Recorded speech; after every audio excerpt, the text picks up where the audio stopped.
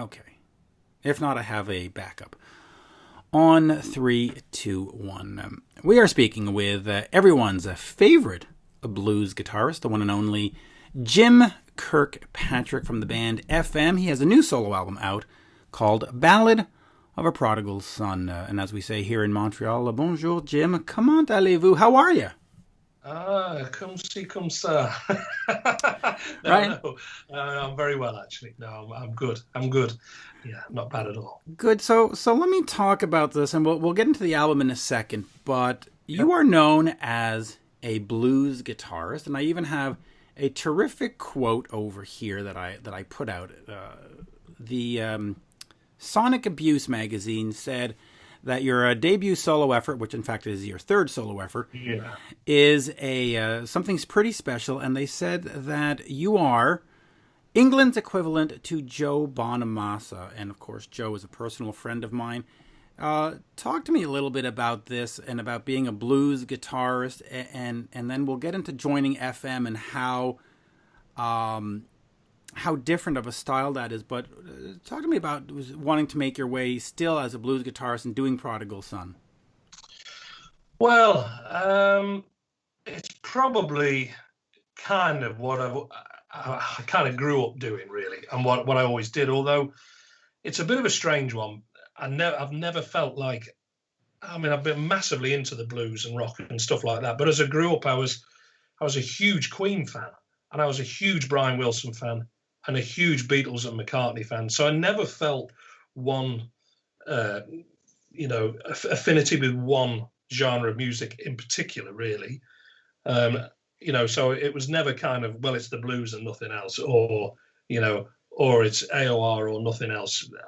So I just like music, really, Mitch. So I like all different kinds of stuff, but I did probably always have a bit of a calling. I think it's being a guitar player, really, though, isn't it? To that kind of blues rock sort of thing, and that's kind of what I started out doing, and had it, quite a sort of popular, sort of fairly local, sort of local band that played around and about as I was growing up, and then, but I was probably never a very confident singer, really, and that probably sort of stopped me from really pursuing a solo career so much early on.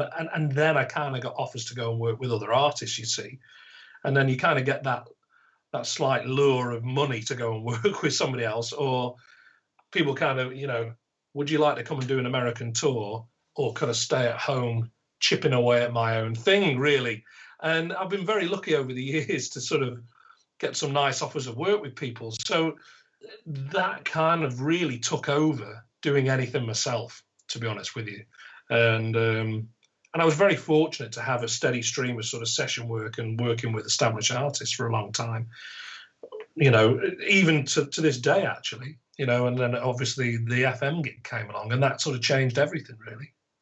Yeah, so talk to me about that in terms of joining FM, and how do you adjust your style? Do you adjust your style, or you just do Jim, and you sort of fit it into what FM does? Because they're certainly more melodic. They're certainly not. I wouldn't say they're blues based.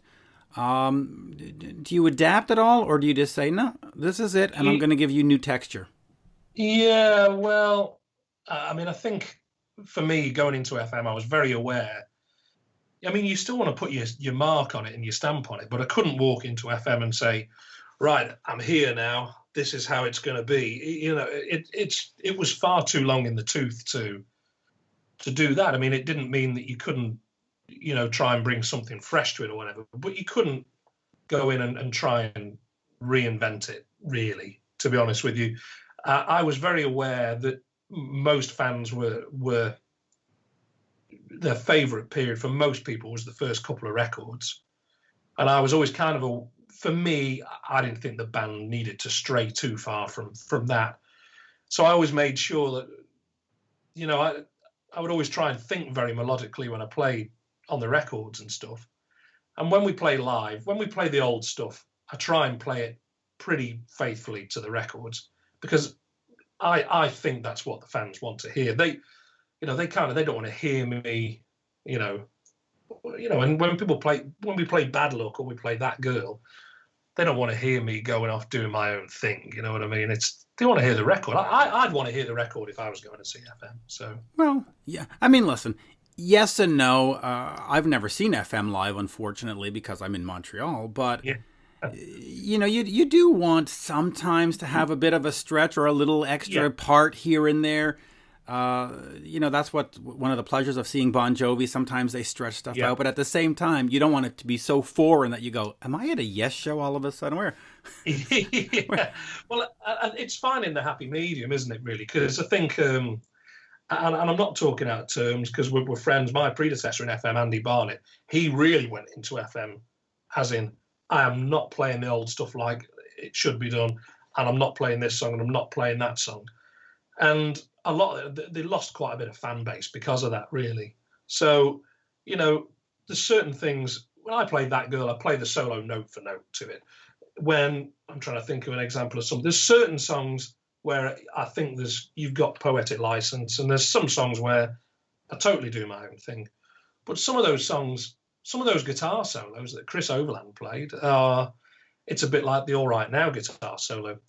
If you don't play it, it kind of doesn't really work, sort of thing. So I got to say, by the way, Andy was very interesting because he spent a lot of time in Montreal. He was with Corey Hart for many years, was on the First Offense album, which gave us Sunglasses at Night. I'm pretty sure he actually played on that track. So for us as Canadians to see him then fly over to the UK and have this extra career with FM, it was like, oh, the Sunglasses at Night guy is now in FM? Okay. Did he bring a... Because Chris, when you listen to Indiscreet and Tough It Out, Chris is definitely great, but Andy did bring more crunch in a sense to it. Yeah. Do you find yourself preferring one guitar tone or one guitarist's parts more than the others? Do you prefer Chris's parts to Andy's parts? Or well, it's really hard to say. I mean, Aphrodisiac's such a great album. Yeah. Which obviously Andy played on and co-wrote a lot of. I mean, his sound on that's fantastic. I mean, his playing on that record is great. They're just very different players. Chris is a very melodic player and would play much more to the tune and to the song, more so than Andy would. Andy's much more crazy and out there. But some of Andy's playing's like, whoa, man, it's fantastic, So it's just very different, It's two very different entities. It's hard to say, really, who I would say I would prefer. It's just different, really. I know I'm kind of copping out there. It's just different. Yeah, it is. But all right, but let me get back to Ballad of a Prodigal Son here, because that's what we came here for today. Yeah. You've got Steve Overland that's contributed to it, Bernie Marsden, Sarah Miller, John Rhino Edwards, and a bunch of others. Talk to me about this solo album. Is this one of many more to come, or was this like, okay, I've got all this stuff built up, let me just shoot it on out, and then back to being the FM guitarist and focusing on that band? Talk to me about that just a bit.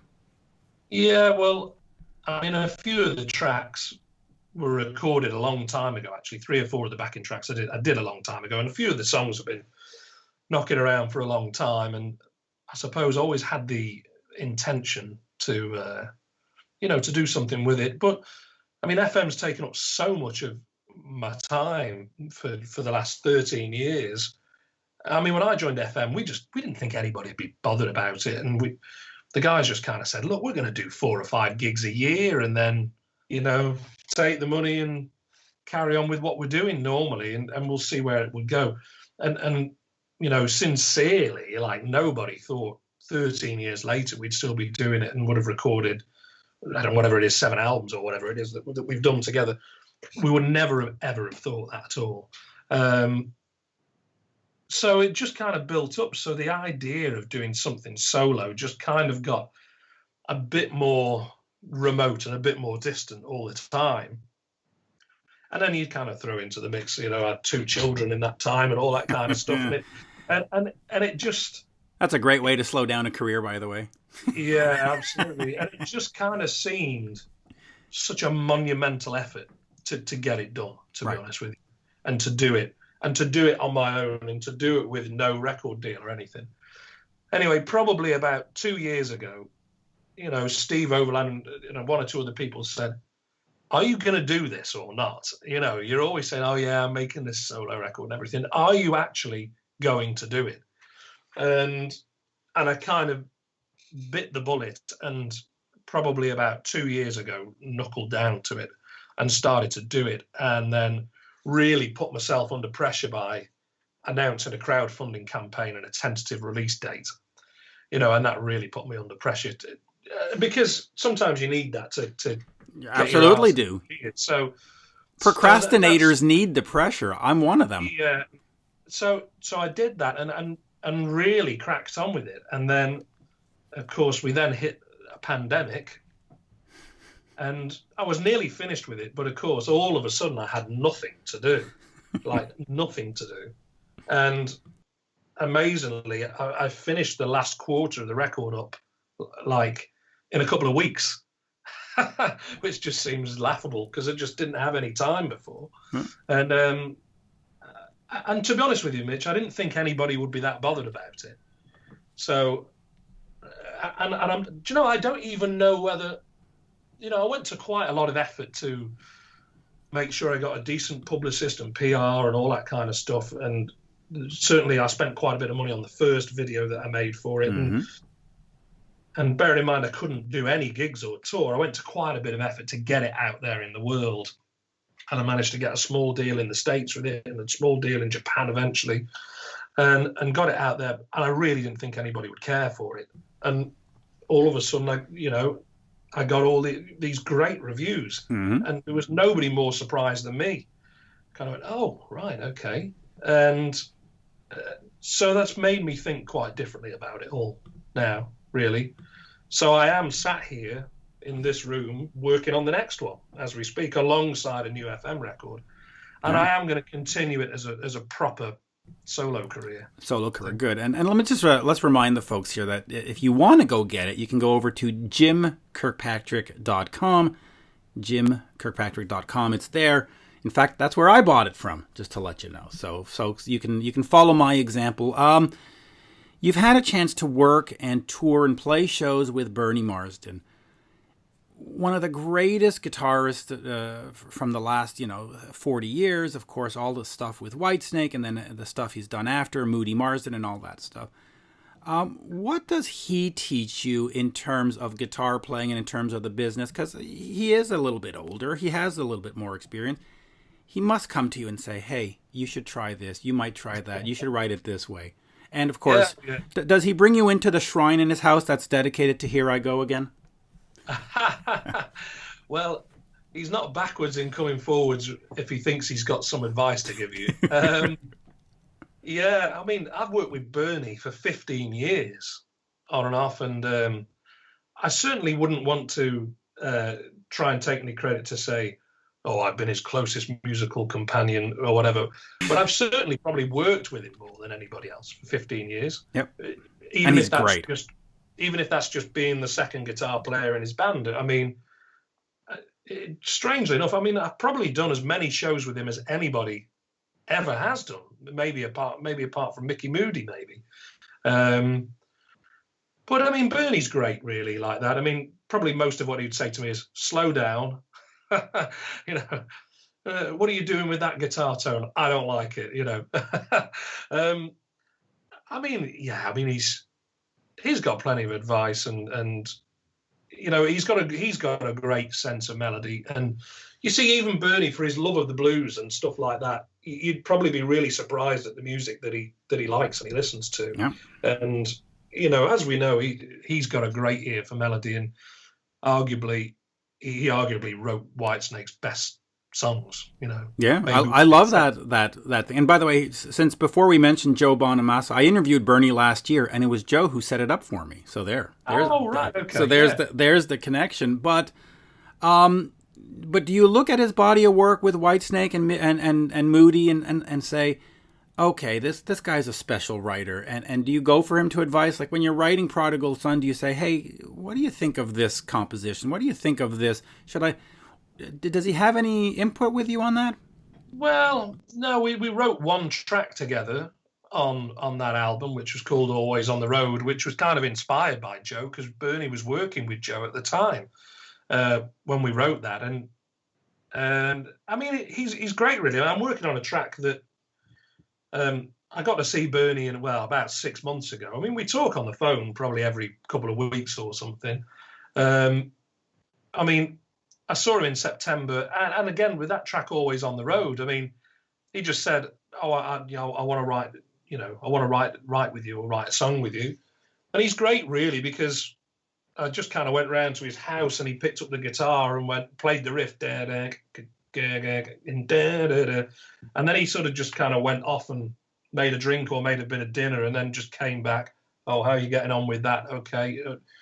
And he's quite good at, I mean, I'm working on a track at the moment where he's just given me a little riff and a couple of chords and take that away and write a song with it, which is great, really. So he's given me a good springboard. And to be honest with you, I'll just pretty much present him with the final song, and that'll go on my next record. And unless he hates part of it, that's probably how it will go on. So he's quite good like that. That's kind of how my writing has been with him, that he just gives you a little snippet of an idea and lets you run with it, really. Yeah, he's just amazing. Let me just go over to FM for a second. Of course, Tough It Out Live is coming out in April.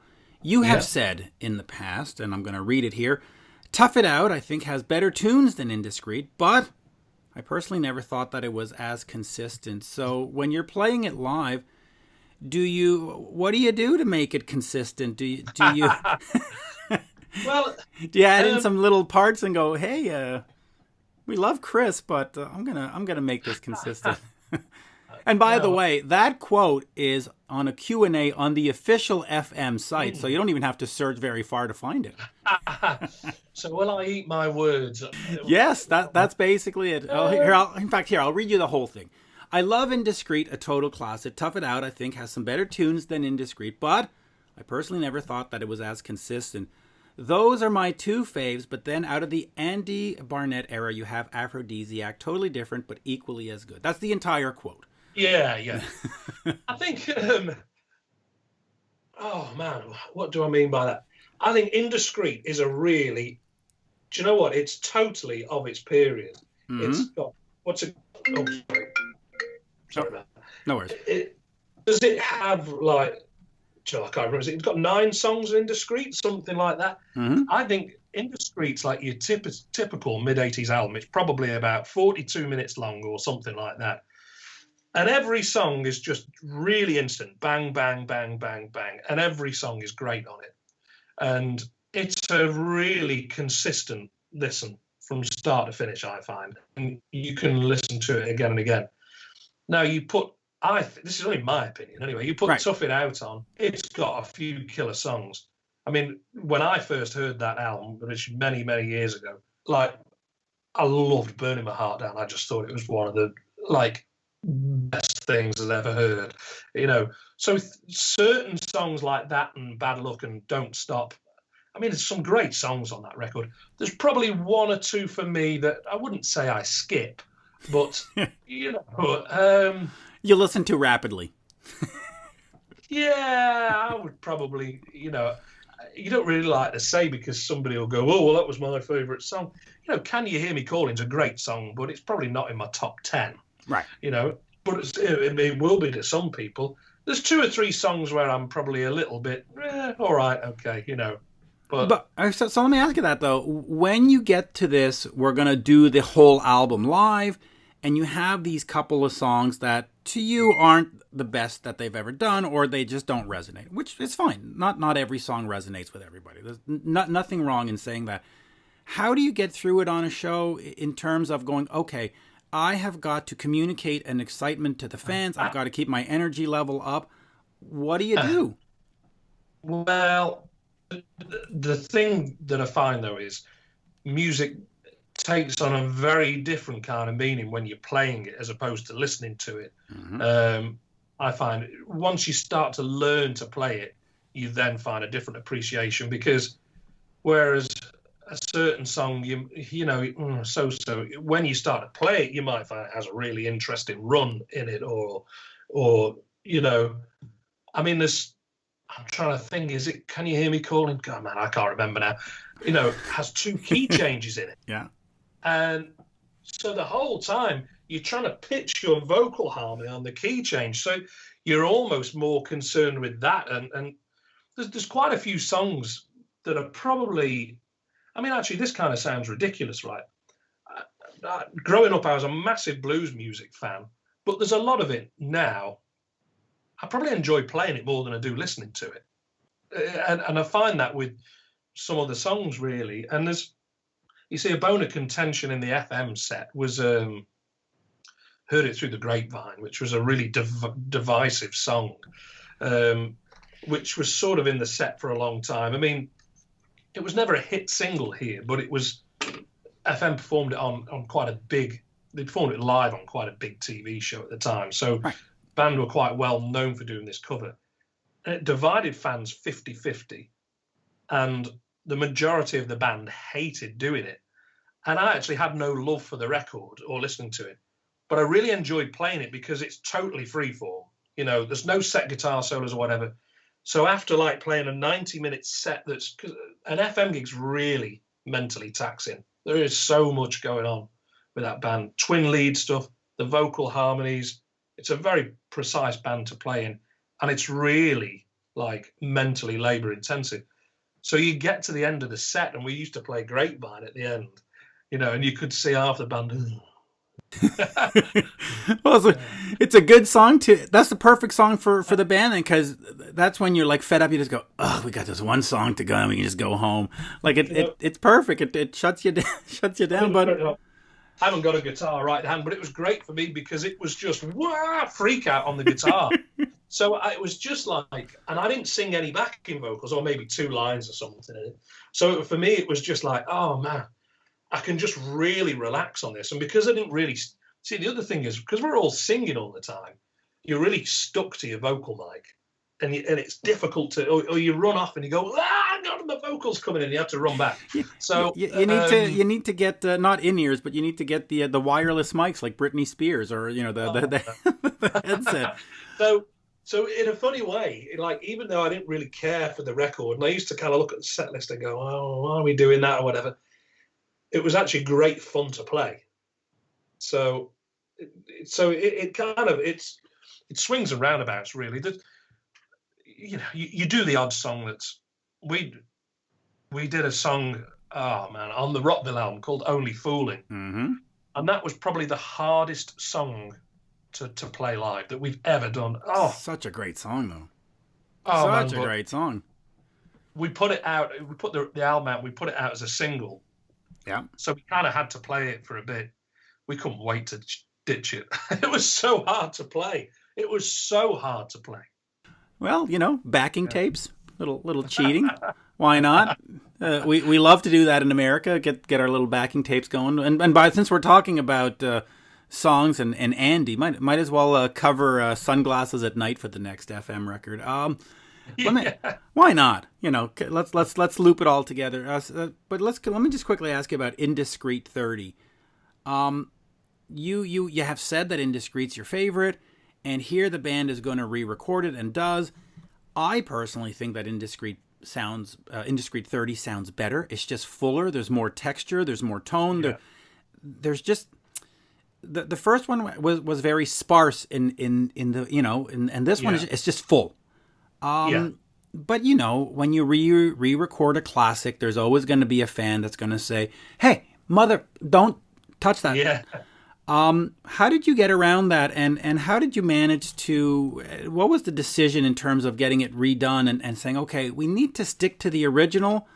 But if we stick to the original and don't do anything different, then why are we doing this exercise?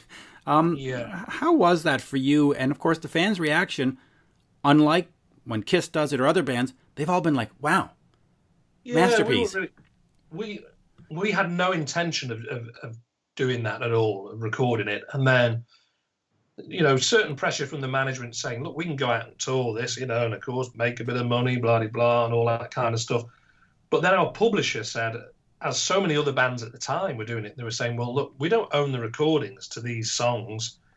If we want to license these recordings out, you know, if you re-record it, then we own it, you see. Right. So there was a certain amount of incentive there to do it.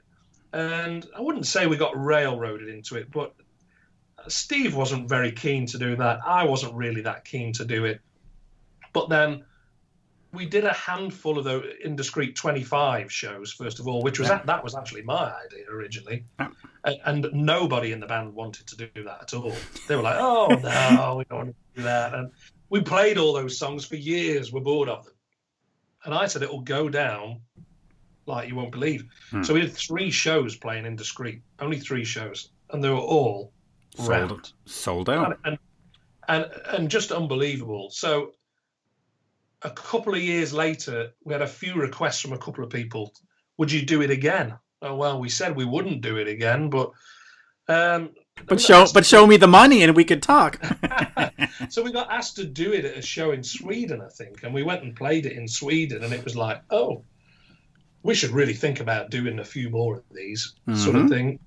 And the joke always was, but we're never doing Tough It Out. It's too hard to play. That was the thing with that. And inconsistent.